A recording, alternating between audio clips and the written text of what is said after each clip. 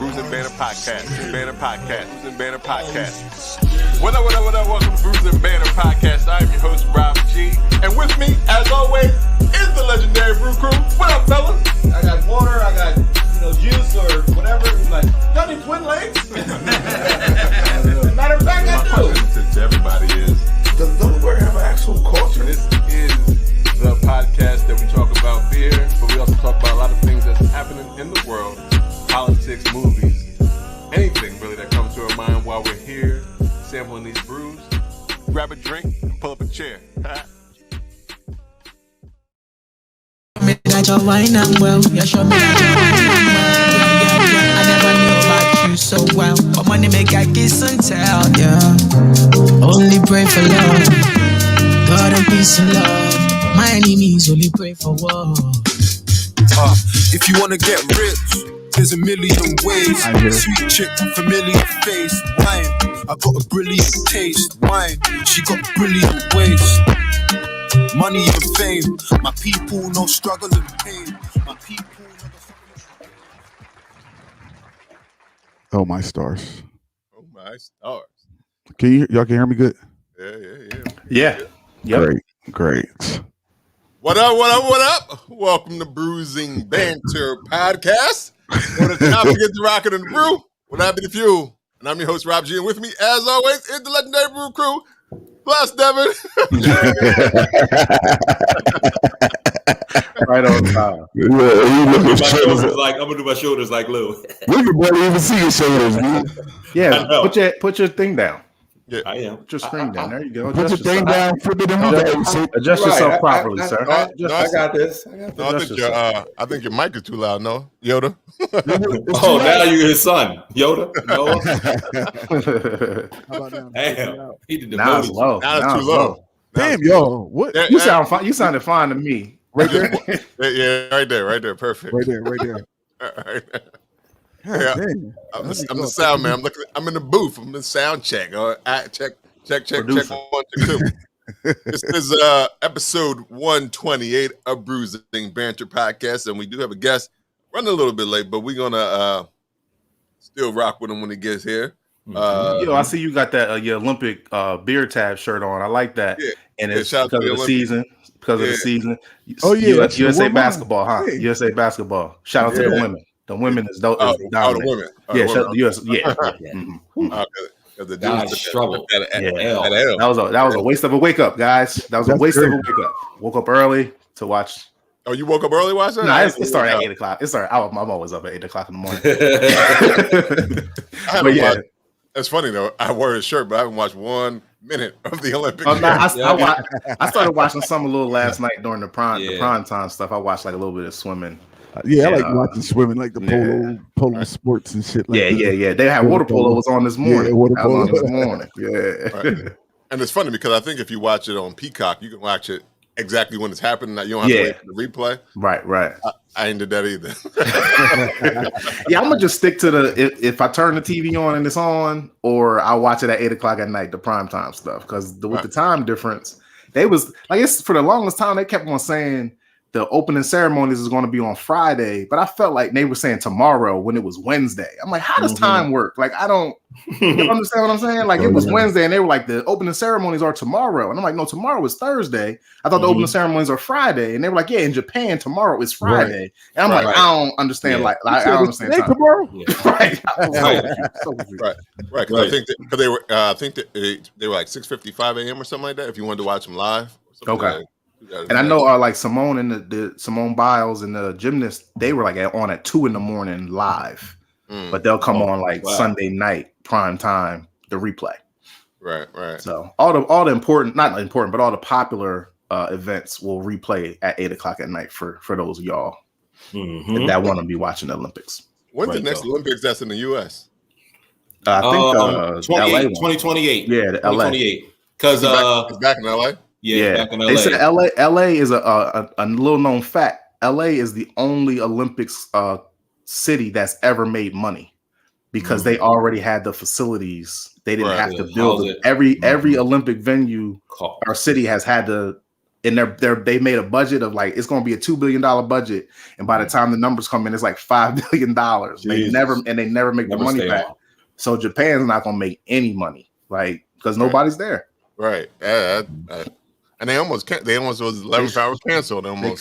They kind of should have. Isn't the Olympics about the community in the sport? Like people, nobody watches equestrian until the Olympics come. But the people that watch equestrian are really, really into it and be fighting for their sport to be an Olympic sport. You know what I mean? And now they're not even there to support the sport. Right. I mean, you can watch it on television, I guess, if you really cared that much about it. Yeah. I mean, it is different, but I feel like the fans are more needed than like the NBA. Like the fans for the Olympics are more needed than NBA fans because that's what the Olympics are all about is the pageantry of all these countries coming together and for the one goal of gold medal and sport. Right. Especially the opening ceremony. I don't know if that was weird. I don't know if the athletes.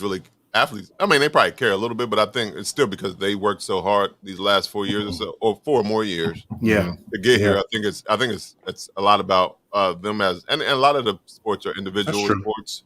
Yeah, that's true. So I think it can go either way. I mean, you do miss the fans at any sporting event, I think. Because even basketball, I enjoyed the when they were in the bubble, but I think people still enjoyed it when you actually had the crowd roaring, and that goes both ways. Big sound effects they had. There's pros and cons of both. You ever try to play 2K with the crowd off? Boring. It's no momentum or nothing. Right. No momentum. I need somebody to boo at me if I'm away. While we're waiting, what you call it? Jeff Bezos made his. He took his penis up his face. He took his. What now? He took what now? You ain't see that flying dick that went up in? I thought he said he took. You said he took his penis. He did. He took his penis and his penis. He took 2 penises.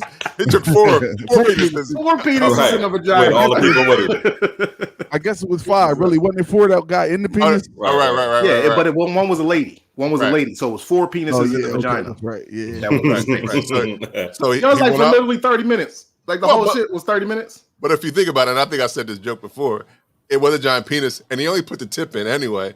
So I came back. Because the rest of it came down before it went into space. Jesus. Right. Them balls dropped early. So he really didn't go. I mean, he got exactly. That's nasty. But out of all the designs you can make, how did they say? Yep, that's the one. I think he meant it for moments like this. I think he meant it. Right, I think he probably was saying, I'm a billionaire, so y'all can suck my I'm gonna do what I want. Yeah, right. What if it's like the shape? Like he had, you know how like people got the porn stars got the vaginas and the dildos in their likenesses. What is his likeness? Just like a million times. Right. All right. This is episode 128. Yes, like I said, we do have a guest with us today. Did he come in right on time? Yes. Wait, were they in the cockpit?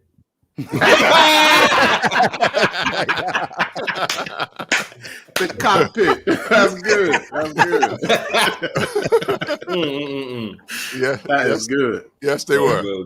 But yeah, it was like for less than 30 minutes from lift off to touchdown. Sorry, I had to get that out. Right. That's all right. That's like I said, it's 128. There's plenty more in there. It's plenty more in there. All right. Squeeze it all out. Jerk it all out. Yep. All right. This is episode 128 of Brews and Better Podcast. We do have a special guest with us. We have the founder of Delaware Beer Fest with us for the 10th time. 10th time. Round numbers. I know, Lou, you hate zeros. And, this is probably the 8th time. The 8th time. We'll go with 8. Or zeros and 5s. You hate zeros and 5s. They get too much credit. Zeros and 5s get way too much credit. He definitely is an honorary Brew Crew member at this point. So without further ado, let's bring Dennis Carradin to the podcast. Welcome, sir. I love coming in after penis talk. As you know, and you know, outside of being the founder of the Beer Fest and all that, being a trauma shrink, right? You know, You want to talk about a phallic symbol with mommy issues? That's Jeff. Right? Yes. What's happening, fellas? How are you? Oh man, we're great. How you doing? Good to see you, buddy. I'm living a dream right now. You know that's code for I'm tired because I'm daddy. Right. Congratulations. Oh yeah, congrats. If you could see it, wait a minute. Boom. Girl Dad. There it is. So we might as well open up the floor with just some of the questions. What's your daughter's name? What date did she come exactly? And what time did she enter the universe? She graced us with her presence at Jefferson Hospital. Now, right there, born in Center City, Philadelphia, so you know she has to be a badass in life, right?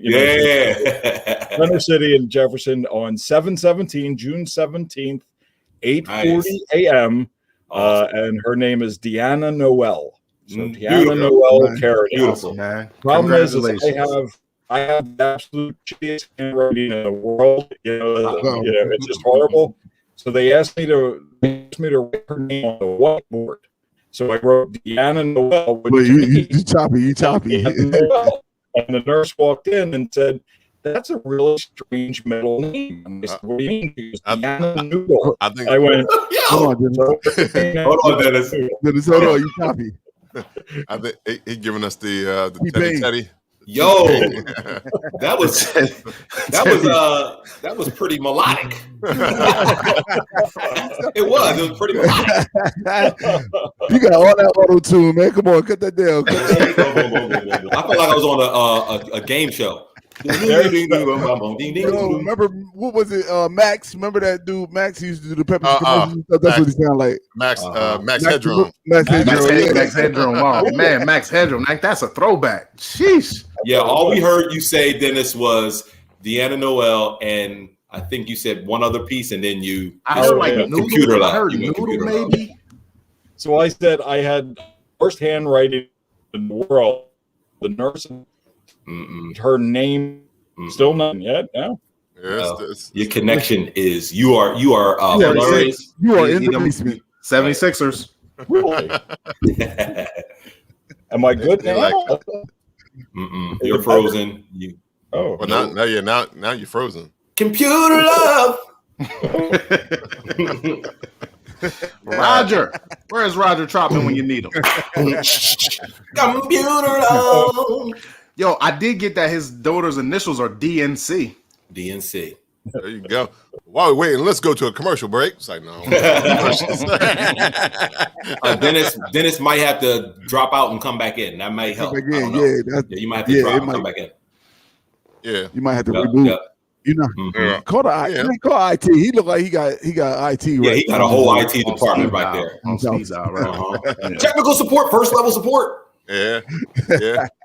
Rolling. Yeah, but why he is coming back in, man, as we were saying, Dennis, as you come back in, obviously you'll reiterate all this, but we got Deanna Noel. How do you say his last name? Carradin. Mm-hmm. So congratulations. Shout out to him and his wife, man. But we know, he's starting over. He's starting over. I couldn't imagine. Having kids is fun. It's fun for the new parents. Yes. Right. Yes. It's more fun for us talking about the new parents than it is for the actual new parents. Right. I got a frat brother and a cousin. No, I'm at the shrine. I'm at the shrine, the Delta Shrine. I'm in the Delta Shrine room. Oh. Got it. Delta Shrine. The Delta Shrine. Okay, that's right. Okay. Mm-hmm. But your frat brother, what was you saying? Yeah, my frat brother and my cousin both are in the midst of having babies. My cousin just had one, and my frat brother's due any day or whatever. They all the same age, and just like y'all, more power to you. More power to you. Right. I'm done. I was at breakfast this morning, and my cousin, they're in town for a family reunion we had yesterday, and they asked, were me and Adrian having more? What are you? Why would you ask me that question? Yo, I almost elbowed him like. It is kind of disrespectful, isn't it? Like, you see, my youngest is this old. Yeah. And you don't even have none. He don't even have any, and he's asking me. That's right. Where's your girlfriend at? Where are you? When you getting married? On? When you getting married? Why people always ask them questions? If you got a girlfriend or a boyfriend, when you having kids or when you gonna get married? Why? I don't need all that in my life. Like, leave me alone, Grandma. Yeah, you lived your life. You did it. Yeah, mind your business and go make the potato salad like you do so good. Appreciate it. Right. Yeah. Let's talk about Mr. Ben. Why Mr. Ben always in the house? Why I always call him Mr. Ben? Man, that was our neighbor, huh? You always tell me to run Mr. Ben a plate. Run this down to Mr. Ben. I know he's hungry. What that mean, Grandma? I know what he gonna eat later. Don't tell me that, Grandma. he came in on Peter just before, and now he's talking about he gonna taste these yams. He likes the way I make these yams. He definitely like my yams. He like the yams. That is horrible. I only come in the best sections with you guys. Rob, you gotta check. You gotta do a mic check with him before he come in. Whoa, not that kind of mic check. I'm saying, right, not that kind. Because he's still choppy. Right, I can't. Hey, Dennis, we can't even call Verizon or Comcast immediately and tell them to upgrade you to that terabyte. It's terrible when we do the people with bad connections on this podcast. Oh yeah, we talk bad. You need to clear your cache or something. I'm going to call from my phone, so we'll see what happens. This is weird. Okay. So I will call right back. Try it again. Let's have another conversation, maybe about vaginas this time. It's fine. Yeah, maybe. Absolutely. That's all you do here. Yeah, we were getting to grandma vaginas. We were getting over to grandma vaginas, but I don't want to go there. I want to stop that conversation. Exactly. Yeah, anybody else want to talk about something different real quick? Yeah, Kanye had a listening session. Good job. Yeah, good job. Yo, when does the album actually come out, though? I thought it was Friday. I thought so too, but it's not. It's not. It's Kanye. It's Kanye. He worked on Life well, you know, since Jay jumped on the album real quick, he probably got to re-edit all that shit and make sure it's perfect in his mind. You know what I mean? Before he give it to the masses, and that's going. It took Jay-Z 3 hours, but it's going to take Kanye like 4 weeks. So because I heard he's living in Mercedes-Benz Stadium or something right now. Yeah, he's living there. He's still there. He's still there. He said he's going to finish it. Donda. He's going to finish Donda there. Yeah. From what I heard, it actually had a bad album. Is Mercedes? Is this in Atlanta or New Orleans? Which one is this? Atlanta. Yeah, because he got an award for because he was born in Atlanta. Mm-hmm. So I just found that out like last week. I think he said it in a rap years ago. Okay. Like born in Atlanta but raised in the Chi, something to that effect. Yeah. Mm-hmm. Okay. Look, we keep having to make up these topics and talking and waiting for Dennis to come on. My beer gonna be going. I'm done. That's all I got right here. That's it. But you think the album gonna be good? What y'all think? Is it the old Kanye West? Is it a new version of the old Kanye West? Is it the new Kanye? I think it's gonna be a masterpiece. Trump supporter Kanye West. It's 808 heartbreak Kanye West. So it has a lot of synth. When he started all that, gonna be a masterpiece. You think so? I just feel like that. He don't listen. Well, I don't. Has anything he's ever done been a masterpiece in you guys' eyes? I'm just asking. I'm not saying that it hasn't. I'm just asking. The first 3 albums are classics. College dropout. Okay, so masterpiece in that level, on that level, or better than those, Devin? I would say they will. I think it's going to be a different level. The reason why I say a different level is because one, it's named Donda after for his mom. That's true. He is not going to. I don't think he's going to just go completely left. It's going to be some spiritual. It's definitely going to be spiritual. It's going to be spiritual. And the listening play, but that also could be the downfall because it's called Donda. So now he's trying to work for perfection, and that shit might never come out. You could be right. That's true too. You could be right. That's true too. But he's not going to put nothing that he think is trash out. Right. That's what I'm saying. It may not be his best in our eyes, but when he put it out, I believe that anytime Kanye West drop an album, he thinks it's his best album to date. Right. Sure. You know what I mean? Yeah. So I think it'll be. Hey, what's up? I think it's gonna be. Oh, look at that. Just like a whole new person. Yo, I know, right? He looks stronger. He looked like he did some push-ups and everything. Yeah. It's a whole better setup. Damn. Sorry about that, fellas. That's all right. We could actually hear you. You sound like a person. No more Max Headroom from 1991. Right, though. Perfect. All right. Or we are episode 128. But before we get into everything, we always like to know what people are drinking, if they are drinking anything. So, what are we drinking today? Dennis, are you drinking something today? I am. I will show it because I know we're going to talk about it. It's not the traditional beer, but I am drinking a little bit of the Captain's Punch, which is our new wine that's coming out. We'll talk about it later. This is from Wagon House Winery. So this one is it's a sweet red wine that's made with a Concord grape, great in sangria. A website. What's that? What? That's not mine. Yeah, it ain't. It's Devin's. Is it mine? Yeah. It was mine. Whatever you was crushing or grabbing, it was all It was No, I'm posting a video a little bit later on our websites on the Trauma Survivors Foundation and with the Delaware Beer Fest about making a sangria with our red wine. So it's about a 16.7% alcohol by volume. It's sweet by taste, and then always, just in case I really need to amp it up, of course, my Survivors IPA from Big Oyster Brewery at 4.5%. Coming back into the Delaware market at the Delaware Beer Fest on October. Nice. So there you go. Perfect. Mix and match today, but I figure with you guys, I'll mix and match and we'll figure it out. But yeah, why not? Why not? Thing just blend it all in together. Yes. All right. Yep. All right.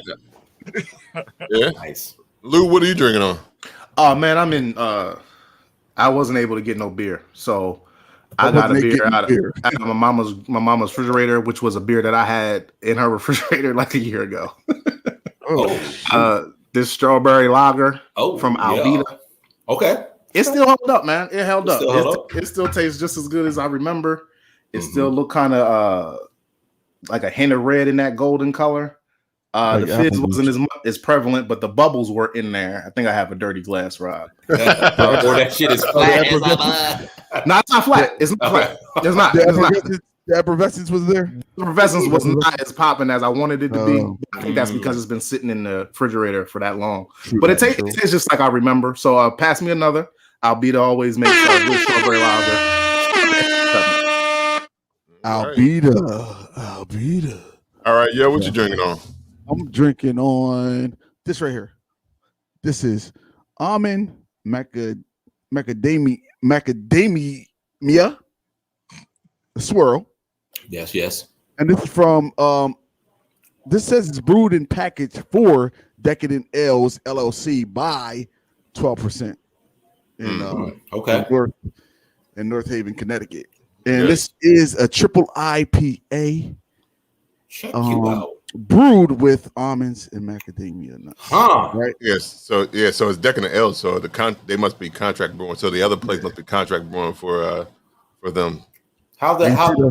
And there's the ice cream cone with the, you know what that looks like? The what was we talking about last time? Not ice cream, but the gelato. That's what that kind of looks like. The smooth, that smooth ice cream that you can get from like the ice cream shops and stuff. But this is actually pretty good. Let me see what this. What you say the IPA was? ABV was again? I didn't say the ABV. I didn't say mine either. That's what made me think about it. It's 10.2. Oh, you already playing alcohol. It's a triple dipple. It's a triple dipple. I shouldn't even be fucking with this today, but too late.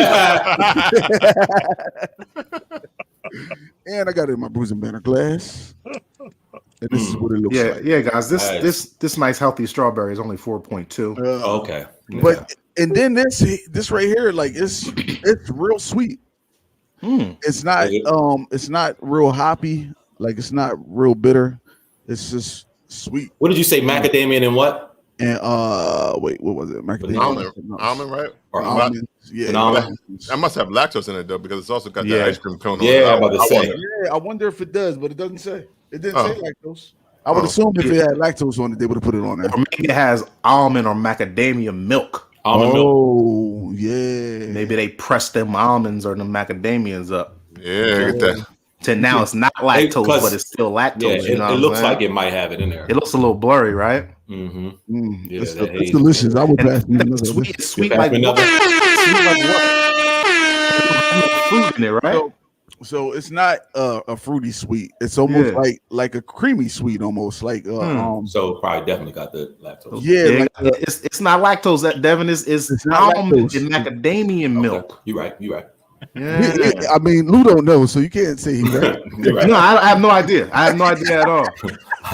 Look, I can't look, Yoda. I can't argue with you. I can't argue with you. That definitely makes sense what he's saying, though. Definitely. But Nice. it's delicious. Yeah, that sounds good. Yeah.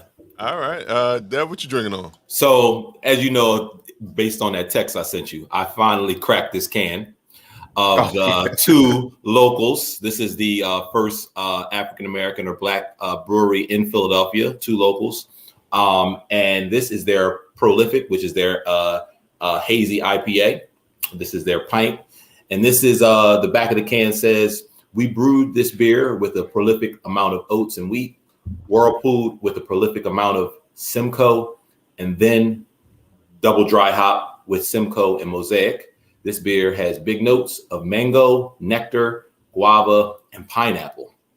How do you taste all that in one beer? Whew, that's a lot, right?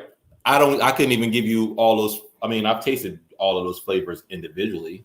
Nectar, guava. Yeah, I've had all those, but they match. It's a good mash. It's a 6.4% ABV. Here's the color. You definitely are getting just that, like almost like orange juice taste with this. This is basically like orange juice, but beer, so to speak. And the hazy, keeps that bitterness down. So pass me another. I'm finally glad I'm cracking this can. That's what's up. Mm-hmm. Hello, Rob G. Yes, sir. It's been a long week, sir. Yeah. Would the Olympics started? Kanye West dropped an album. All those things. But what would you happen to be drinking on today? I'm gonna do it like that from now on. I'm gonna do it something stupid from now on. That's the tradition. I just started. I'm actually drinking from Southern Grist Brewing Company out of Nashville, Tennessee. The Southern Crisp. It's a nice Pilsner style lager. There you go. Pilsner style lager. Yeah.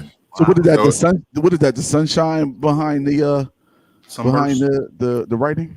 Yeah. I guess it's giving you like some crisp, something nice. Right, like because it is just a Pilsner. It's pretty clear right there. Refreshing. It's really light. I think I read it's like 4.4% ABV.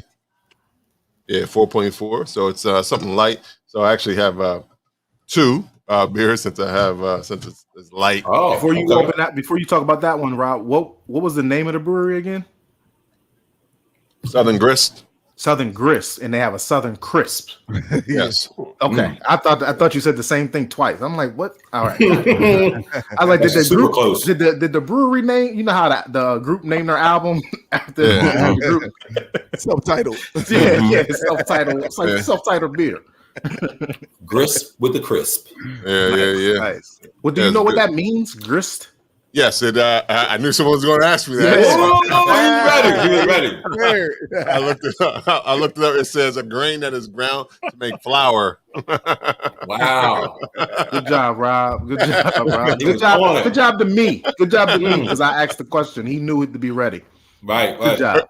Good or job. It can also be useful material, especially to back up an argument. So okay, I'm gonna go with the flowery part. That makes more sense when it comes to beer. You go into the brewery and they just be arguing back and forth all the time. I got something to back this shit up. It's crisp. I got some crisp. They should be. I want at least one argument when we visit that brewery. Somebody need to be arguing. They probably gonna be arguing over whether grist means the flour thing or arguments. You want to It's see both now. It is in the South. It is in Nashville, so they might have an okay corral. You never know. It might be arguments over that. Yeah. Straight up gristing. But my second beer is it's a Dewey and for people who love Dewey Beach and the Starboard. The VIP Ale, the Delaware VIP Ale. It's right there, and it has the Starboard. It got the little shark Starboard. If you ever go to Dewey Beach, you know what that be. Right. People love to hang out there. This is 5.5%. Has Citra, Galaxy, and Lemon Drop hops. It's a pale ale. It's I actually cracked it open for again. It's a nice pale ale. It's really crisp. It's not too sweet, but it's also not too bitter either. It's a really well balanced beer, which I guess that's why I call it Delaware VIP, because it is a nice beer. So shout out to Dewey and Starboard for that collaboration. I'll crack it open a little bit after I finish this fine ale from fine Pilsner and lager from Southern Grist. Cool. Yeah. So everybody has a good amount of beers today, or at least one beer or some wine. Yeah. And since I had that wine. And I know Dennis been waiting to say something, but just on the note of yams, why did Leo just send me him and his crazy messages a video of someone saying to a woman saying to this guy, "If you want some yams, go tuck my son in." Yuck. It's a video. I didn't play the video yet, but If you want some yams, if you want some yams, go tuck my son in. And I'm gonna give you all these yams. Yo. So Dennis, what's up? What's up, man? I know you've been holding back. No, I've been listening to beer sound. I was just taking a little notes on the beer selection. Right though. People have been going nuts for Dewey Brewing like crazy. Like what is it? I haven't been up, so I've been a little busy with the littlest one, but what is it? The Dewey Crush, the Orange Crush is just. All right, yeah. One of y'all had that. Did y'all have that? Yeah, we got it. We got it in the refrigerator right now. Okay. People were going nuts for that, and you saw just nothing outside of everything else. You just saw the Wawa and Two Stones coordinated again. Just did a drop with another. So that was good. That was really good. Was it Two Stones or 2SP? Big place. That's what they call it. Two Stones too. Well, I think originally it was together, but I don't think they're not. I don't think they're technically together now. But I think okay. All right, that's why I was confused. Yeah, brewery, and then there's the restaurant, right. Which we have down here by me. Okay, got it. So anyway, yeah. So no, I'm just thinking, and it's crazy because every time and look, I'm always a proponent of the podcast. I talk about it everywhere I go. Absolutely. And I've had to come back, watched recently. Yeah. And I've gotten the beers based on what the fellas on the podcast are doing. Awesome. And great. You guys are showing stuff that a lot of people, probably don't know about because they get their same beers over and over and over again. Right. You come out with something that, has almond milk and macadamia nuts. Right.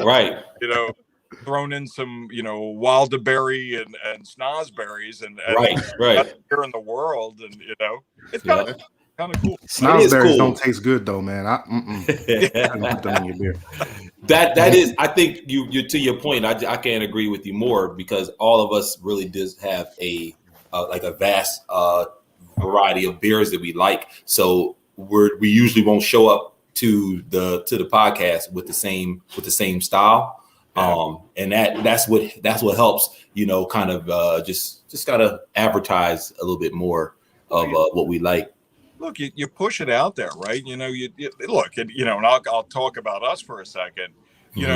For when we initially, and we all talked about it, when we initially got together with Big Oyster and looking at doing an IPA, that first iteration of an IPA was the 7.5% IPA.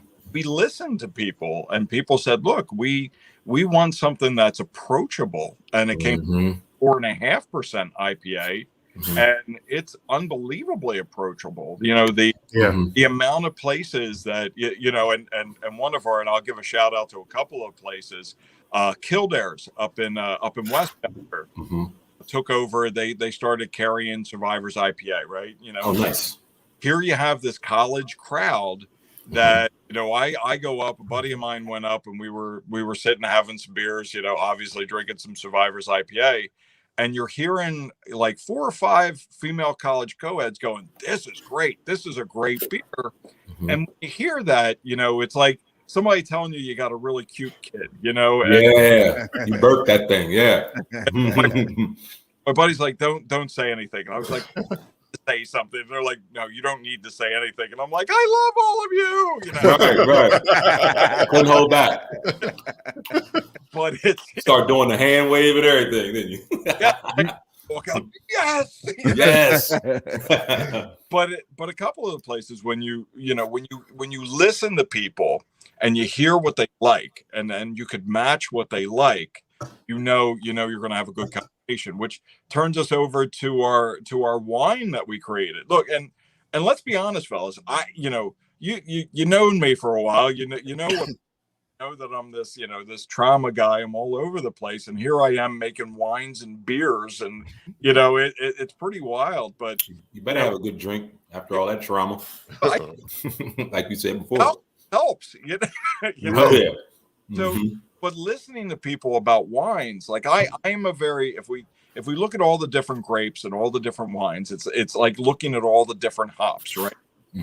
Look at like a nice IPA is going to obviously have like a citra hop to it or something like that. But we know that a Pennsylvania and a Jersey wine, especially a fruit wine, is going to have a Concord grape, a much sweeter flavor and all. So to me, I'm getting this education. Look, I listen to you guys regularly. You know, I'm a part of this, and I get an education from you by the different beers that you're drinking. But then I start listening on the other side, on the consumer side as well, and you get this education of what people like. So when you think of an approachable wine that everybody can drink, I mean, what do you think of? Well, you think of, fruity. You think of sweet. Yep. Or red. You don't think of, now my favorite is Italian Sangiovese, which is a bold red flavor. It'll punch you in the face, right? The great flavor, very bold. Most people won't drink that because it tastes too much like alcohol or too much like wine. So and you listen to people and you hear, well, I sit back on the porch, or I'm with a group of people and just want to enjoy a wine. So you make something that's approachable, and it's the same way with beer. Gotta have it. Yeah, you always want people to try your beer and like it and suggest it to another person, rather than try your beer or your wine and say, this is nasty, it's not my taste. So if you get 8 out of 10 people saying I like it, that's what you're looking for. Exactly. Well, you guys, how many beers have you had? And I'm just putting this out there, and I mean, it could be anything, and you don't have to name them.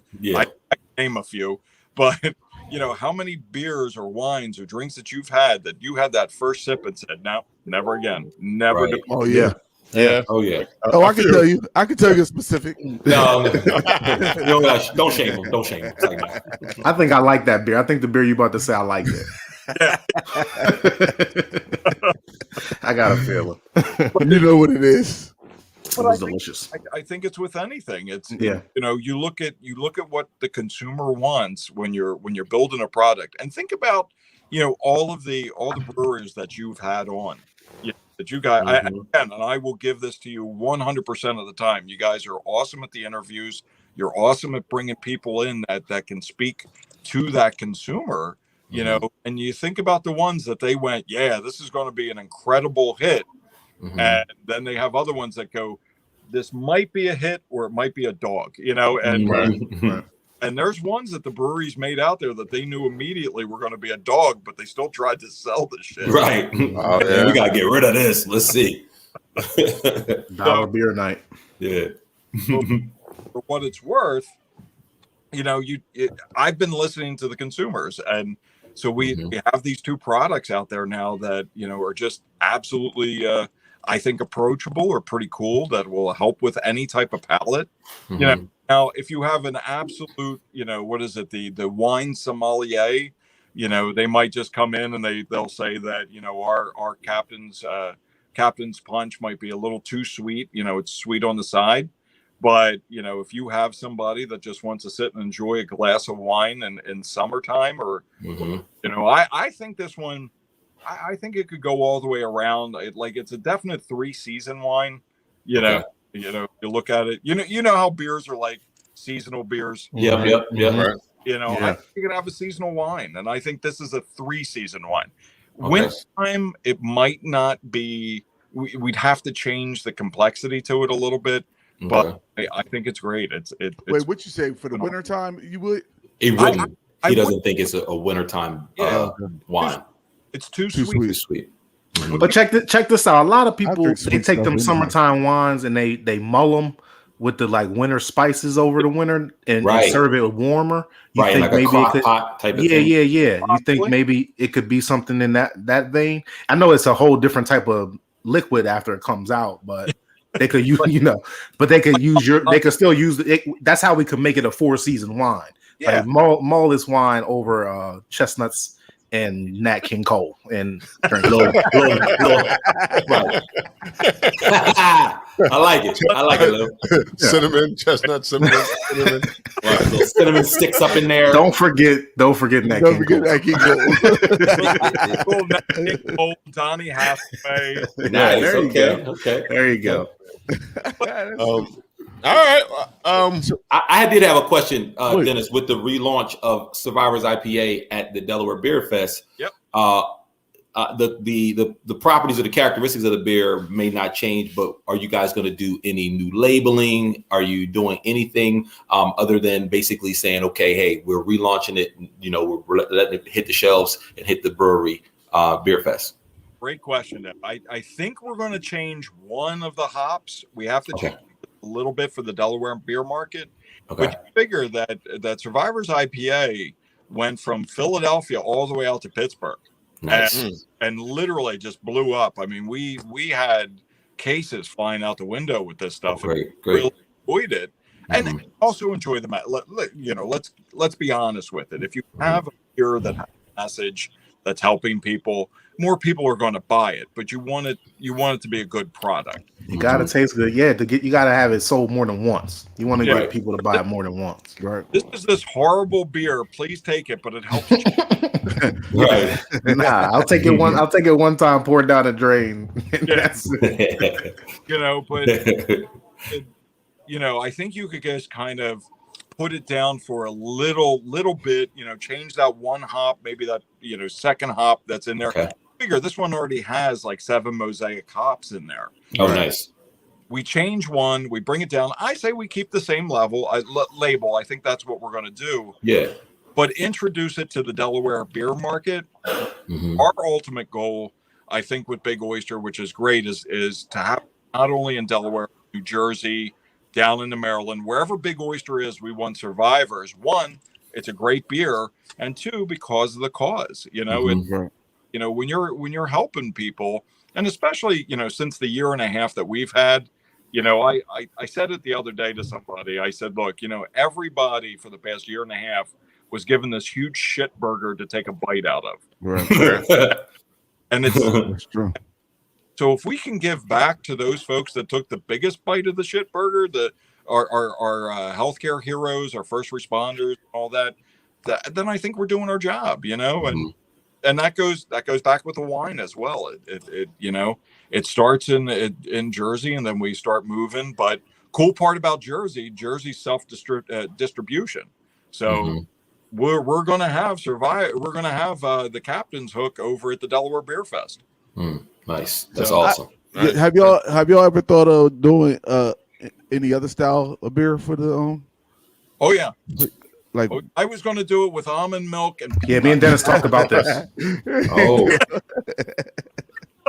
Almond milk and peanut. The same IPA, but just with almond milk. Never mind. Hold on, Lee. Got one. Hold on, Lee. Like what? But yeah, so October 9th, that'll be our relaunch into the Delaware market coming out. Same label, just a little bit different, but same great taste, 4.5%.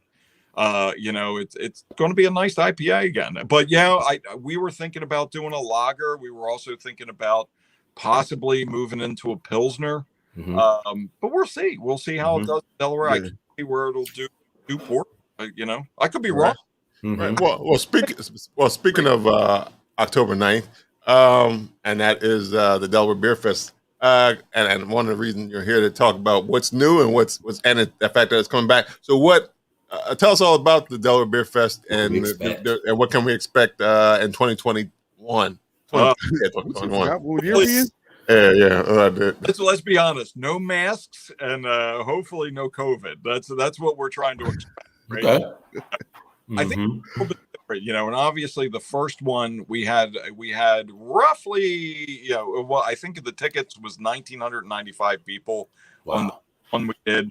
The second one was a scaled down one. We called it the October Beer Fest, which was 400 in COVID land.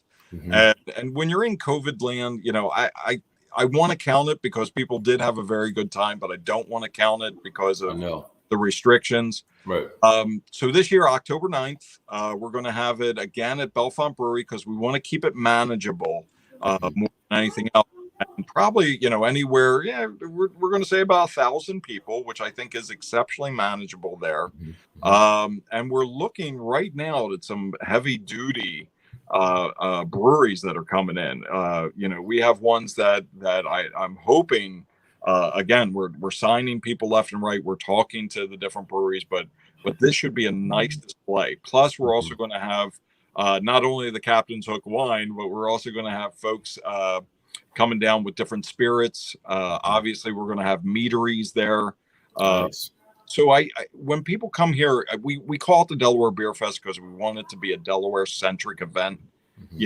And somebody asked me, and totally off of that, somebody asked, like, why do you give a shit? And literally said, why do you want this as a Delaware centric event? Look, man, one, when you grow up in a place, you always want to give back to it. I said, but we don't have a lot of things that are just ours in the state of Delaware. We have ones that when you put there that are on the map. Yeah, we have the Italian Festival. The Beer Fest is awesome. There's a few things point to point. But when you look at Philly and all of the things that Philadelphia does, now Pittsburgh knocking it out of the park with different events and all that, you really want stuff to be Delaware centric and something that people could be proud about. And so you get a bunch of the breweries down here, you get a bunch of the labels, a bunch of the local folks. I think it'll be kind of special this year.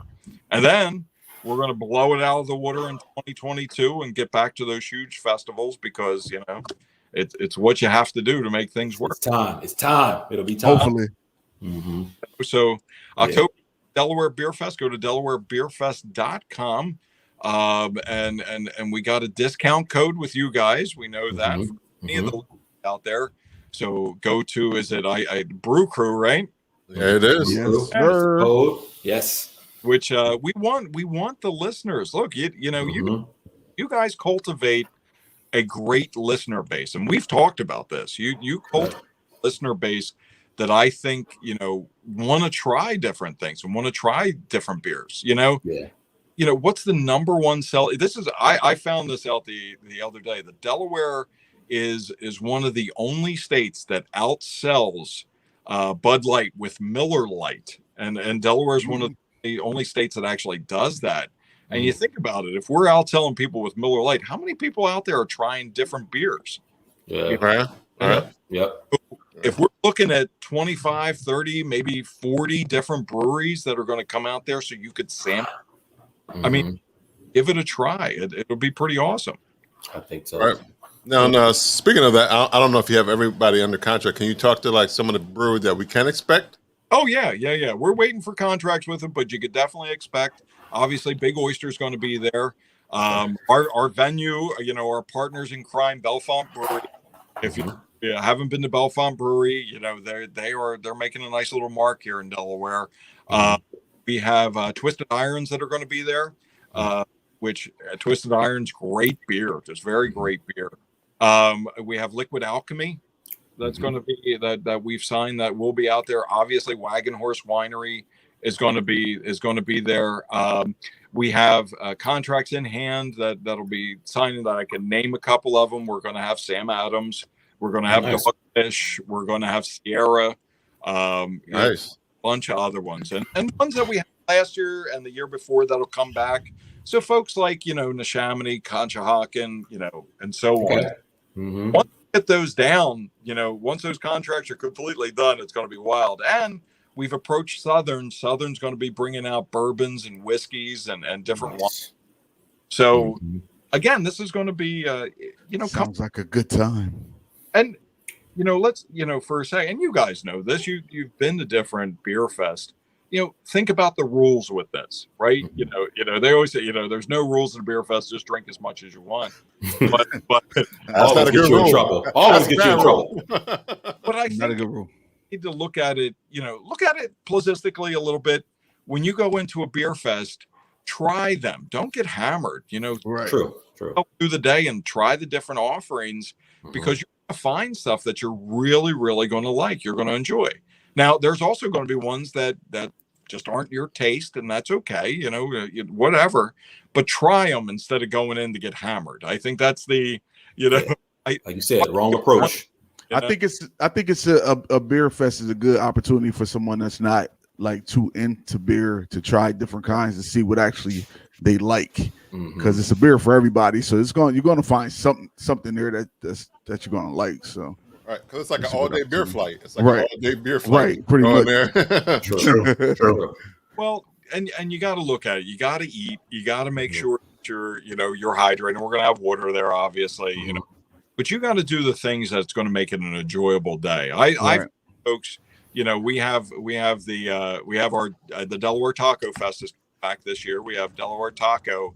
That we're a part of that's coming back, and I've seen people just walk in and just hammer beers, and then you're done in an hour. And what are you really enjoying? It's so I think with a beer fest, and our partners with upcoming events, they have up at Citizens Bank the All-Star Craft Beer Wine and Spirits Festival out in Pittsburgh as well. You get like 272 different offerings. And if your goal is to get there and just get completely shit-faced, I don't know. That's not me. And they're not above 40 either, Dennis. They don't drink like that anymore. we look at those assholes and be like, what are they doing? But it's what it is. It's trying those different beers. Like, look, Dogfish might come in with something that you've never had before, and if you're already screwed up by the time you hit that booth, you're gonna enjoy it. That's true. Just my thoughts. I can I even from the breweries that you've named, it gets my ideas in my head. The wheels turning in my head about how obviously we're the co-hosts for that show of like how we can one, sample beers, engage with the people, and somehow come up with like who our top fives are, or who are top five, by style or something. I think it's gonna be fun. It'll be a really, really good opportunity for us as well as the people, the patrons, to really sample everything without getting shit faced. That's cool. Well. And we're having food trucks there. We're having food there. We actually this year we stepped it up a little bit. Live Fire is coming out with they have a brick pizza. That's a brick pizza oven that they come out. We're doing food contests, so we have our friends V&M Bistro coming out to do the pizza eating contest. Nice. I saw that. Can I enter the pizza eating contest? You sure can. How much? Eat in 8 minutes. That's right. Like, how much pizza can you eat in 8 minutes? That's crazy. You're gonna find out. Whoever can eat that the most. Especially their pizza. If it's not the Sicilian one, because that is pretty thick. It's gotta be that thin. It's gotta be that thin. Like, it's brick oven, so it's gonna be thin, right? Well, with V&M Bistro, I said bar none. And look, here's the deal with V&M. If you haven't been to V&M Bistro in on Marsh Road, you really are deprived. You really look. Pizza is subjective, and like beer, pizza is very, very subjective. People will rail against you about what's the best pizza in Delaware, and they're wrong because they all suck, but except for V&M Pizza. Oh man. So during COVID for the Hospital Heroes food drive, and we did a pizza contest. I ended up eating 20 different pizzas in the state of Delaware to try it, and I put V&M as number one beyond anything. And people with that, look, it's all subjective. What is it? El Presidente, Dave Portnoy, he comes, he's tried like 1,500 different pizzas, and he'll say, oh, this is a 9.6 or whatever it is. That's his palate. That's what he likes, whatever. Right. But honestly, V&M Bistro, one of the best pizzas in the state of Delaware. So they'll come their cheese pizzas and see if you can house as much in 8 minutes, Rob, sign up, man. Right. Yeah. I got the video camera rolling. You'll get a cool shirt that says, pizza for me. Look, I'll do a beer chug, but it's got to be at the very end of the festival. I'm not doing it any other time. You get a T-shirt and a couple pounds added on. I gained my COVID-20 during that pizza thing. The cool part with V&M is that we called them, when they won the contest, we ordered 60 pizzas from them to give to AI DuPont, and everybody, the staff was just blown away. So since then, we have done tons of pizzas with them. We've done tons of meals that have gone out to different hospitals and different places. So they're the real deal. We also have, and it's funny, just staying on the food for the beer fest. Have you guys had Frosties yet? Have you had their? Hold on. They are Frosties. CBD infused goodies. So you get CBD infused cookies, all that great stuff. So see, I'm nervous. I'm still nervous about the gummies and the foods. Why? Because I guess not everybody's. It ain't actual THC. It don't have the THC. Yeah, it's not the psychedelic properties. That's what I'm thinking. Yeah, the CBD just has the healing properties in it. Right. Okay, got you. That's that THC, those levels and those percentages. I ain't got it down quite right. No, and them labels aren't always accurate or even labeled so that you know how much you're getting. Frosty has been to a couple of the beer events, and they're pretty good. They actually tasty. Hers is coming out. We'll have a bunch of chips and pretzels for everybody, all that stuff. And need those pretzels. Trucks. Vendors, we're adding vendors like crazy, which I love to do. And I post this out there, especially with the base audience. I would like to see, and this is just me, because ultimately, you sometimes you get the same vendors over and over again. But in all fairness, and one of the things that I know we've had side conversations about is that the Delaware Beer Fest should also be about diversity. I would like to see, more Black and brown vendors, from the African American community, from the Latino community, out and say, look, we have wares too that we could sell. Right. And also have, the Black and brown community come out to try the different beers. Absolutely. And why not make it as diverse as possible? Nothing in this state has to be one way. You can make it a lot of ways, right? And so part of it is, look, come out, try different things, and see what you like. And who cares? It's about a party. It's about having a fun time. Listen to music, having an experience that you might not have elsewhere. Right. Yes. Well, speaking of music, how's the music going to be at the Beer Fest?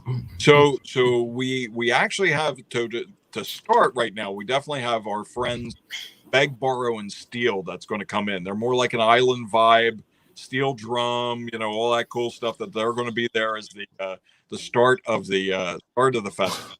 I like a good steel drum. You got, if you have a steel drum, who cares? That's all you need. But the cool part about Beg, Borrow, and Steal, and I'll give it out to my man Eddie Huggs, they are all mummers. So these guys, musicians, they will come out and they play just some serious music, all from Philadelphia with it. We have a DJ that's going to be playing sets, and we have one other band that's going to be coming in that we're going to hopefully sign soon, and have it ready for October. And if I could switch gears from the beer fest to our uncorking of the wine, we signed, and this one might be just I've listened to the music, I've seen them. That's another group out of Philadelphia, Perpetual Motion. It's a jazz fusion band that does a little bit of hip hop, does fusion, does jazz. They're going to be out. It's August 7th out at Wagon House Winery in Swedesboro, New Jersey. So we're doing the uncorking of the Captain's Punch out there, and these guys, if you get a chance, look up Perpetual Motion on YouTube, or just go to our event, the Captain's Uncorking, under our Facebook page, the Trauma Survivors Foundation. Oh my God, the musicianship is amazing with it. I like horns, man. I like a band that has horns, and these guys have a big sound, but it's such a cool vibe, and I think going to be a very cool vibe for a wine event. Nice. Yeah, they sound dope. Well, I know you mentioned it. Did you want to say more about the Captain's Uncorked thing? Like, what can people expect there? I'm talking about everything. No. You always got so much going on. You come out of with nothing going on from COVID to now we got a lot of moving parts, which I love to do. I love staying busy, and I love hosting people. I love doing this stuff. So the Captain's Uncorking, August 7th, out in Swedesboro, New Jersey, literally 20 minutes from Wilmington. It's not that far away from Delaware, not that far away at all. Just head over to the bridge. House Winery. We're doing from I think it's 1 to 4. It is $25. But I give a promo code called Wine Time. Gives you 50% off. So what? You're under $20 for a ticket, where you get a glass of the captain's hook. We'll say it again. You'll get a little glass of the Captain's Hook, the Captain's Hook, the Captain's Punch. Excuse me. You don't want the Captain's Hook. Yeah, that's that brown. That's that brown. Some people want it. Technically, a hook is a punch. So you get the Captain's Punch. You get a glass, a commemorative glass. You get a chance to win a $3,000 Caribbean vacation package. You get the experience. There's food there. Believe it or not, I am coming a little bit out of retirement from the Italian festival, and I will be making some pizzas for the uncorking. Hey, yeah, I tell you, man, I've been retired now for 2 years after 45 years, so I'm coming out strong. Okay. But you just go to our the Trauma Survivors Foundation under our events. It's called the Captain's Uncorking. Look, and here's another one. If you're not a huge wine person, if you're not that person that's way into wine, try this one. And I'm not trying to. I'm gonna give it a shot. I'm saying give it a shot because I don't really drink wine unless it's. I think the most I've drank wine is like when I've been like on vacation or something, just because it's like it comes with the dinner or something. But I typically wouldn't go into a store and be like, let me grab a bottle. So this will be that type of special occasion that and wine is craft as well. Like how we talk about craft beer, that's how wine is. It's just on a much, much larger scale because people have been invested in wines for much where craft beer seems like it's maybe if it's 50 years old, it's you know what I mean, that may be too old. But wine it's so many different types and styles. Like Dennis is right. Like definitely you should try to get back in on wines. Well, thank you, sir. It's something that I think it goes across all boards. You look at the wines that you like, and and the ones that you've had before, you said, well, I've had this white, I don't know what it was, or I've had this red, or big one right now, a ton of people are drinking rosé. Yeah. I was cooking last night. I've been the chef at home, and I make a nice chicken cacciatore, and I used an actual rosé last night for chicken cacciatore, which you would use a bold red, right? Oh my God, the flavor was unreal with it. With the rosé wine, it's a sweeter wine. So you come out to Wagon House Winery, you'll meet Heather and Dan, the owners out there. They are two amazing people. We started the wine out there strictly as it kind of a catch on words, but we're calling it the Heroes Challenge. Our friend, especially the foundation, a good friend, Captain Alan Davis, was a Chester police officer, was captain up there, was also in the Navy. But a few years ago, Captain Davis was shot 4 times in his arm from a road stop, and so we made the captain's punch to be like Captain Davis. So the wine, the grape itself, the Concord wine, the grape has a very hard skin to it, but a very sweet inside. And Captain is that. Oh, let's go. Yeah. So, it's a cool thing. And you'll go out there. They actually have, and I had mentioned that I'm a Sangiovese fan. They have I'm a Montepulciano and a Sangiovese fan. But their Sangiovese out there, I think, rivals a lot of the Italian reds that you'll get in the spirit store and the wine store. So really great stuff. Plus, they do a cream wine selection through the Boys brand, and so it's like this dessert wine that you can't help but like, So again, that sounds good. Cream wine. Oh, it's ridiculous. Like think of a peaches and cream beer. That, That sounds good. Gosh. What is the fruit? What fruit is that? For the cream wine. They actually have a whole variety of them. They have ones with strawberries, ones with cherry. Peaches, So And back to your punch, you said is a Concord grape. Is that because it's, besides it being representative of the captain that it's named after, is it because that's a grape local to New Jersey? And okay. Cool. The Concord grape is very much an East Coast grape. The complexity is different from like a West Coast wine. The East Coast line is kind of like the complexities between West Coast wrappers and East Coast wrappers. I think. Okay. We have a stronger out here. West Coast are more delicate grapes, but again, you come out and you just try it, and people that try certain wines are going to stick to those wines pretty much. Like, you're not going to. Beer is a little bit different. You might like an IPA, but like a ale as well, right? You might like a Bock, and then ultimately, that's true. That's true.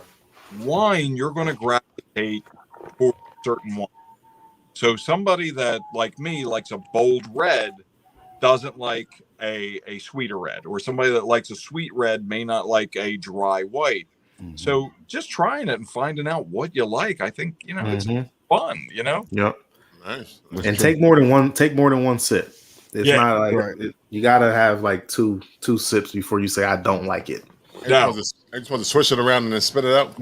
Yeah, or do that. Yeah, because you don't want to get drunk. If you go to a wine fest, that's what you want. You don't want just like the beer. Don't get drunk to enjoy and taste.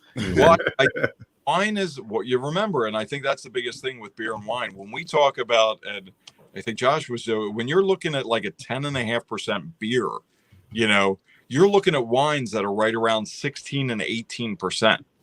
First. Okay. Tried the captain's punch. I got to be honest with you. My wife, as last week, the baby girl is a week old, and we had gone out while she was still pregnant. And she could have, just a little taste of it. I dusted off a bottle of the captain's punch without thinking, and it was like, oh, I can't drive. Did you stand up first and decide and figure that out, or what? No, I was still sitting down and Oh, he was swaying in the seat. He said, We on the world wasn't even playing. He was seasick sitting down. oh, it's tricky. People think, their first idea of wine is that it's sour or it has this like odd taste to it. And when you drink this, I said it drinks like candy. It's crazy how like appealing this is, and you don't taste the alcohol. First sip I had, I looked at the girl that our sommelier over there, and I said this is going to be dangerous. And she said, we've sold, and this was within the first week, she said we've already sold 100 bottles just out of the bar area. People they gravitate towards a sweet wine. So in the video later today, like I said that I'm going to post, I'm going to use it to make a sangria, traditional sangria. This that you're using Grand Marnier, brandy, the different fruits and so forth. So you just give it a try. I mean, why not, right? Yeah. Right. Yeah, all right. I agree. If you like alcohol, try it all. So this is a question really even to the fellas. Like, so what are you guys looking forward to the most as the Delaware Beer Fest is approaching? What are you looking to try, style, taste, or whatever? Like, what you want to try? I'll start. I don't know if we mentioned this. I had some technical difficulties, which makes it 4 out of 5 of us today. Yeah. But, so I don't know if y'all mentioned it, but we are hosting. I'm excited about that. Right. Yes, we're hosting you are. the goddamn fest. Yes. That's exciting. Hey, you guys are one of our hosts. You are our people there. So come out. You're gonna. Any of the listeners are going to come out. Look, come meet the fellas and ask about their knowledge of the beers. Right. Look, I'm out to you guys. Or not. We're all gonna have our, we're all ask me what I like. Ask me what I like. Not my knowledge of beer. Knowledge, style, taste, favorites. Just ask me. It's all conversation. Ask me anything. I'm hosting. Okay. Just ask me. Call me host when you ask me. That's all. That's what it's you need. So funny because I heard somebody. I was in State Line.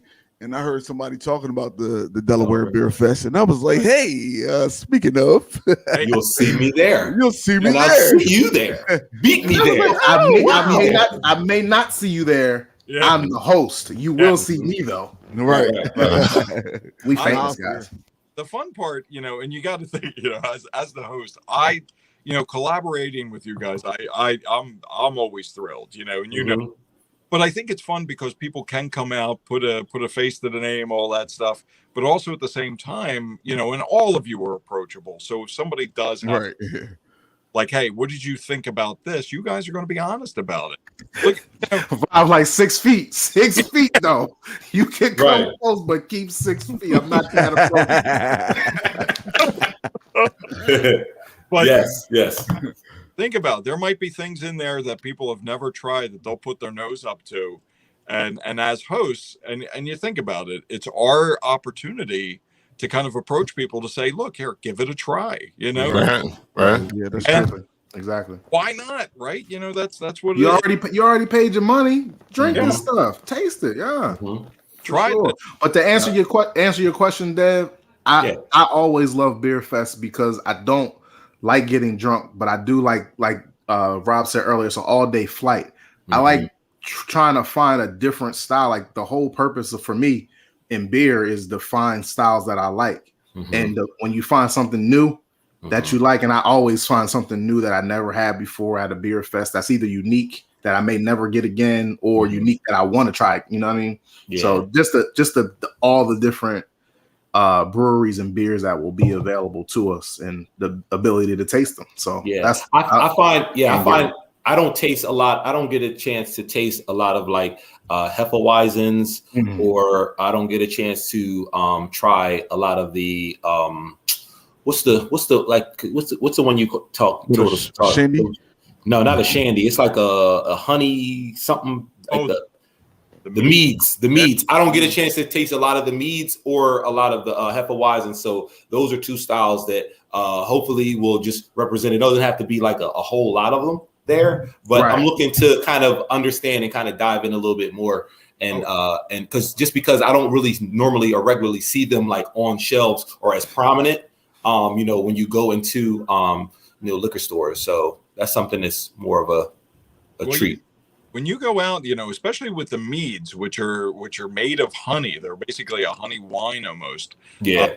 When you're tasting those, obviously they're going to be sweeter, but Liquid Alchemy, they have the first beer fest that we had.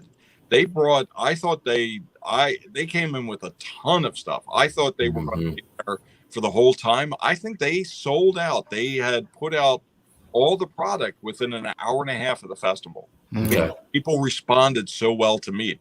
And you look at Hefeweizens in this area, they have the banana and the clove taste to it, and so fantastic. They are fantastic in this area. Yeah. I think too. The other thing is, I'm looking forward to some of our listeners and some of the folks that we've even interviewed on the show are now following us and wanting to support us, and they're coming from out of town to come into Delaware to actually support us and be there. So, I've been fielding just some questions like, Mickey, obviously we've mentioned her, but she's the president of Black and Brew Chicago. She's coming in. I believe Hannah is even asking a few questions, like she may want to come in town for Dope the Brand. But she brews too, right, guys? Yeah. Am I right? Yeah. And she also does wine too. I think she's wine too. She's working on cider. I think she's working on a cider brand as well. Yeah. So she's looking to come, and these are out of state folks that are Ohio, Chicago area that are wanting to come in. So I think that too will be a nice way for us to show them our city, show them around Delaware. One of the things that I'm trying to figure out how we can do it is kind of caravan there, get us there so that we can kind of be in the entourage to come maybe meet up at the riverfront, come, to the festivals, just so that it'll be a good representation and show them how we do it in Delaware. I say, get a party van. Let's have fun. Yes, exactly. And you included. I know you probably got to be there early, but if you can participate or be on there, hey, we want you there as well. Oh, on that bus. And again, I think that's a testament to you guys. And again, your reach, the people that you're meeting, and the testament to what you're doing is fantastic. Look, I could sit there and I could put on an event. I've been getting good at it, right? Fun with these events, but you guys are the ones out there making those ground level meetings to these people that are amazing in the community. And I think that's priceless. If you get somebody that looks at you and says, hey, because of Bruising Band or because of these fellas that are talking about beers every week, we are going to come out from Chicago. We're going to come out from, Price, you've had people on from Texas and California. And right. That's a to you guys. You're speaking the truth and speaking your own knowledge and truth base of what you like, and people stay towards that. I think it's all. Yeah. It'd be dope. It would really be dope if Benny and Teo could take a break from all the money they raising to come from Cali to come to the beer fest. That'd be dope. They can raise money in Delaware too, though. Yeah. They're doing a lot of things, though. They construct their own brewery now, so they. It'd be good for them to just come. It'll be a vacation. Come with some beers. It would be a vacation if they came. Come with some beers, right? Yeah, I can't wait for the beer fest. It's going to be, like I said, this one we're limited. Not highly limited, but limited. I'll tell you right now, if you haven't gotten the tickets yet, get the tickets. Get them. Because it will sell out. There's no doubt about it. Some of the events that have been going on, the Philadelphia Taco Fest, sold out, even faster than they actually thought it was going to sell out. And for the people that are too lazy to go onto the website to check the pricing, give them some general range of pricing, or is there just one general admission price? It's general admission price this year. I didn't want to put in VIP or anything this year. Okay. Next year it's going to step up. I'm telling you right now. Back up. Yeah. I want people to come out to enjoy themselves. This is our foundation's little thank you for hanging in there with that shitburger year and a half, doing. But right now the tickets are $25 a piece. And Got it. let's be honest about that. $25 for you to come in for live music, to drink a ton of beers and different alcohols and wine in moderation. Yeah. My God. You're coming in for an experience, and at $25 for that experience, I've seen other ones that have been selling for $75, $100. Oh yeah, easy. And I can't see in that experience. I can't. So you're coming in for that experience. Now I will tell you this, August 1st, it goes up to $35. Okay. We started with our pre-sale. The lowest that we had was $20. $25. August 1st goes to $35. I don't know. I'm going to be honest. I don't think we're going to have tickets after August 30th. I really think we'll be sold out before September. But that's why I'm stressing. You guys got the promo code. Right. Use it. Use it. Yes, use it. No? Use it. Okay. Right. Good point. Good point. Right. Yeah. Well, I know you mentioned quite like other events. What other events can we expect that Trauma Survivors is doing, and that people can be a part of and get tickets to and support the organization? Like I said, August 7th is the Captain's Uncorking. So come on in, the play on words, but come down for the Captain's Punch with that August 7th. 25th, I think it is, the Delaware Taco Fest. Nice. We are the charity of the Delaware Taco Fest, 5 years running. It'll be at Garrett Tubman Park again. This is the second time we love it. What a great venue, Dan. I was great. I love that event. The Taco Fest is great. So that's August the 25th? September 25th.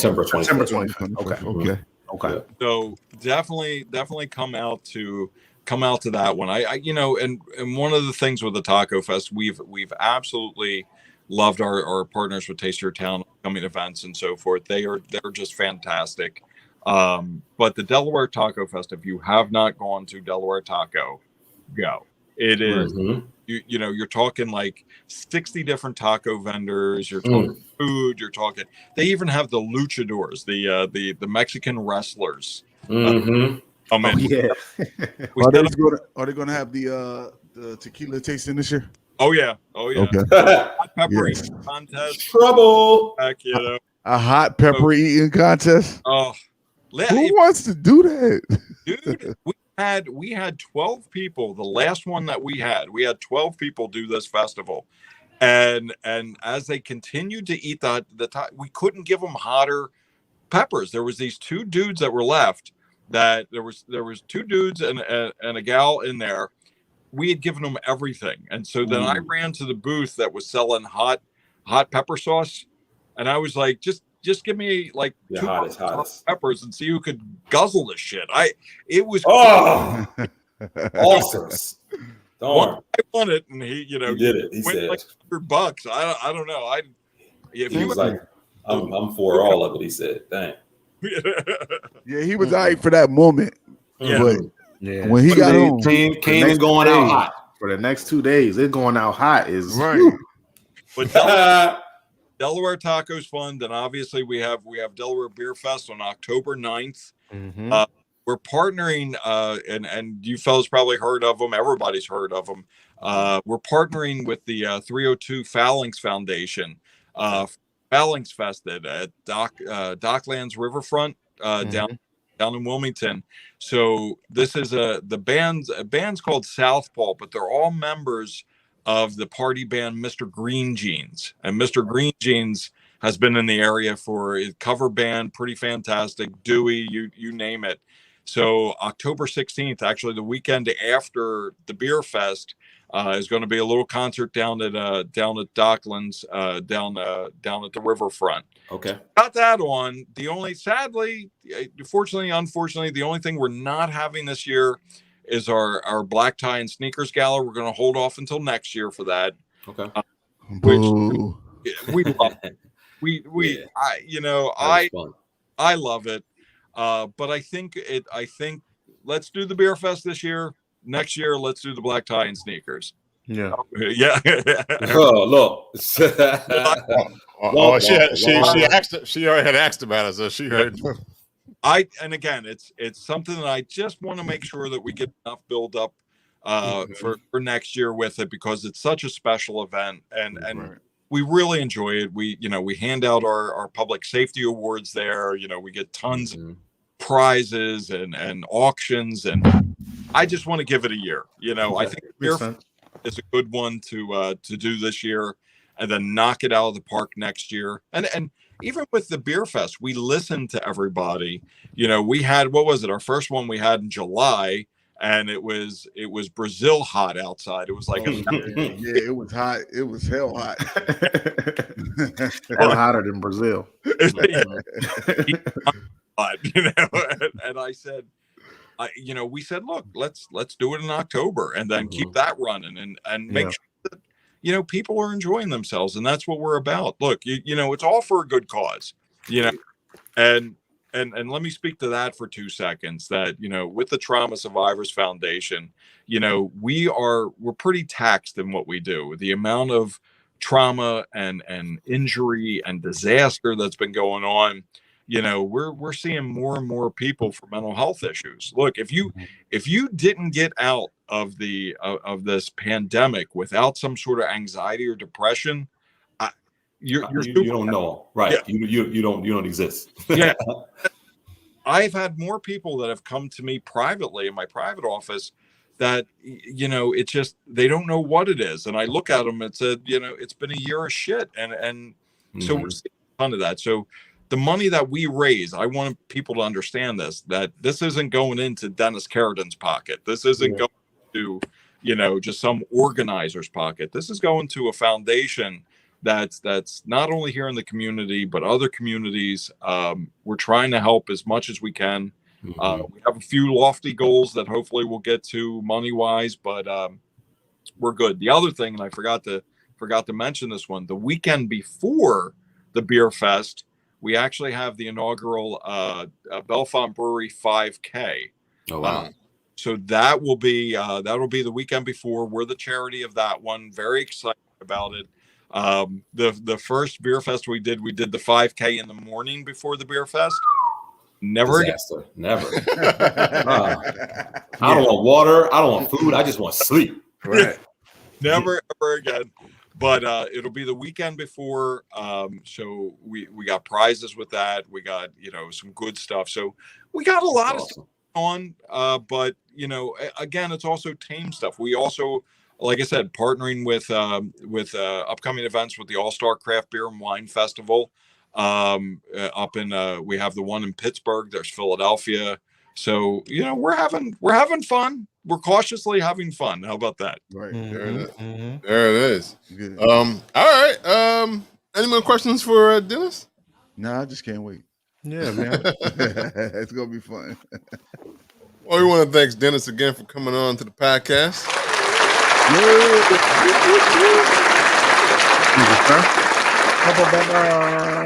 To talk about the Delaware Beer Fest and all the other events that they are doing, the Taco Fest. It's like 4 straight weeks. There's 4 straight weeks of stuff. The Captain's Uncorking. Why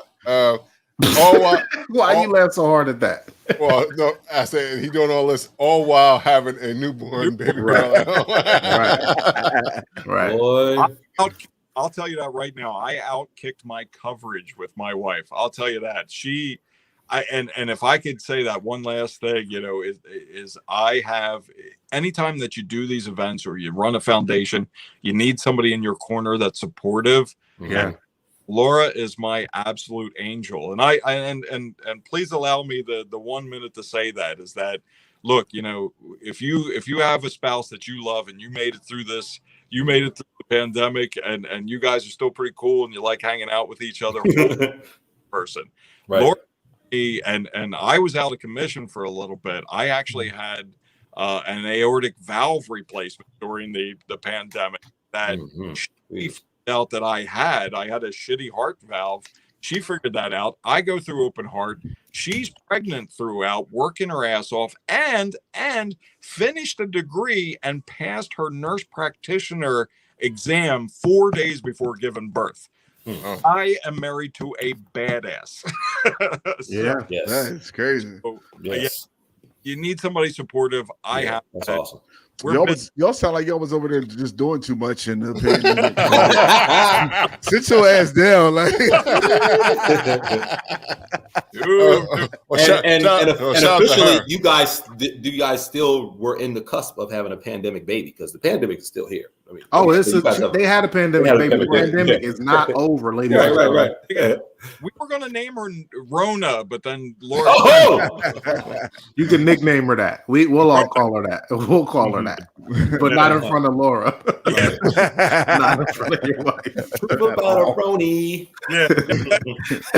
There you go, Dad. Call her Roni. A little. That's awesome, though. Yeah. Send our congratulations to your wife too. Yeah. You could have won with Cora because Cora kind of like Corona. You could have Covita. You could have Covita. That sounds like COVID mixed with cheese. Cheese makes everything better. I don't know if it can make COVID better. Sprinkle some cheese on it. Sprinkle me, man. Right. Yeah.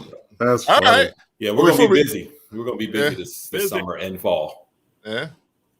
Well, before we go, we always like to know how people can find about all this information, all these events, where they can find you, and everything that you're doing, and then all the projects that you're working on. So, how can they find all this information, Dennis? Yeah, figure it out. No, just kidding. So the Delaware Beer Fest has its own page. So go to DelawareBeerFest.com. You can go start with that on the web. It's Delaware Beer Fest. A field that walks through me or a food. Oh, there you go. I don't know what was that. Oh, that was, I guess, his little voice drop. Yeah. That was Rob. DelawareBeerFest.com. Go to Facebook, Instagram. It's Delaware Beer Fest. You can check out the foundation at the TraumaSurvivorsFoundation.org. Same thing on all the social media sites. You can check me out, DennisCarradin.com, or go to, I have it on the screen, at Dennis Carradin Jr. on Instagrams. Get me on the grams. Nice. Have you out Survivors IPA? It's survivorsipa.com. A lot going on here. And again, we have, if you go to Delaware Beer Fest, you're going to see Bruising Banner Podcast as one of the hosts. So you do. Yes. Give the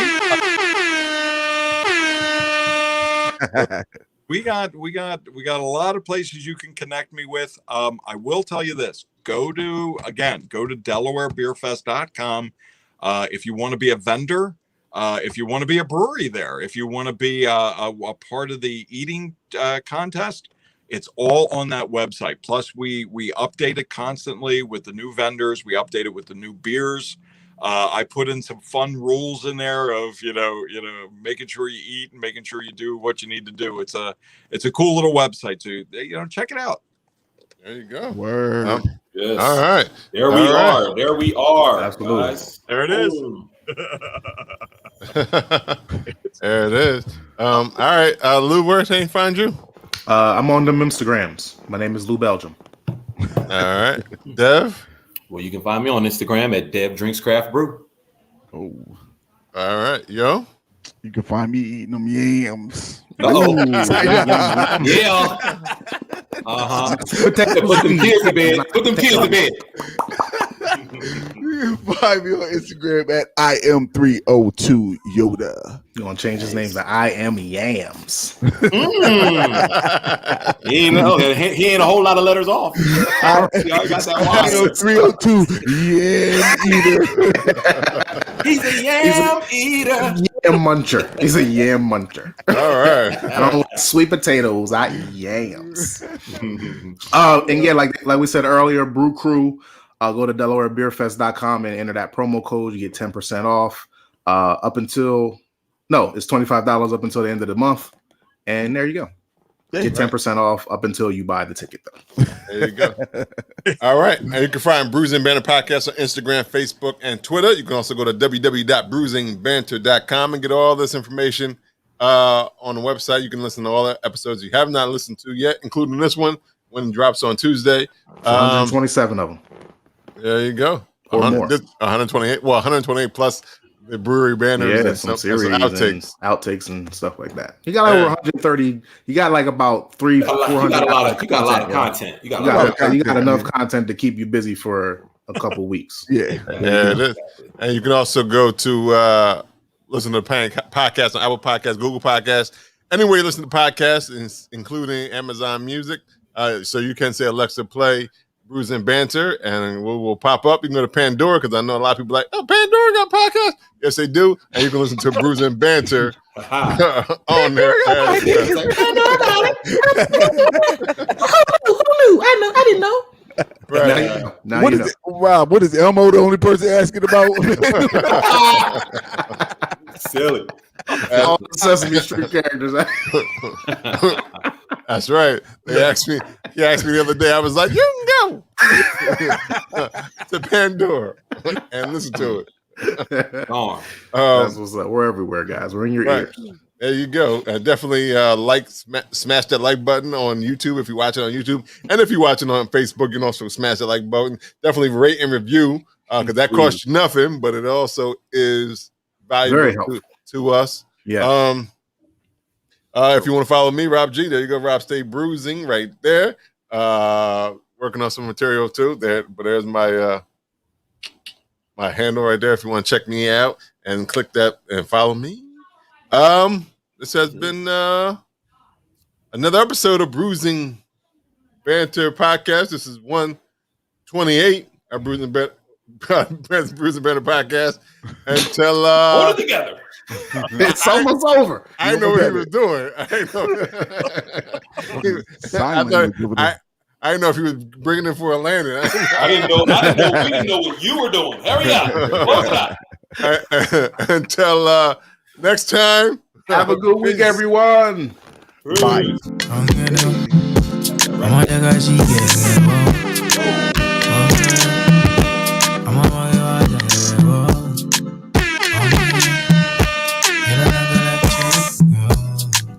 I'm